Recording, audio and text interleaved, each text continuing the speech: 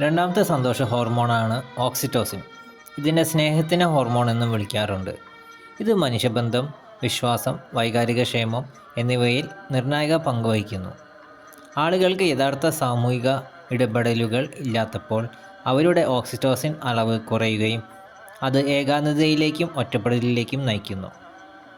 ഇത്തരം ആളുകൾ കൃത്രിമമായി ലഹരി ഉപയോഗിച്ചും ആനന്ദം ഉണ്ടാക്കി ഏകാന്തതയിൽ നിന്ന് താൽക്കാലികമായി രക്ഷപ്പെടുന്നു.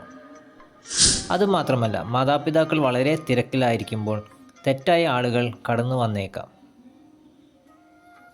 അതുകൊണ്ട് ലഹരിക്കെതിരെ ഉള്ള ഈ പോരാട്ടത്തിൽ രക്ഷിതാക്കൾ തങ്ങളുടെ കുട്ടിയുമായി ദിവസവും 30 മിനിറ്റ് സംസാരിക്കണം. അവരുടെ ക്ഷേമവും അഭിലാഷങ്ങളും വിഷമങ്ങളും അന്വേഷിക്കണം. അവരുടെ സുഹൃത്തുക്കളെ അറിയുക.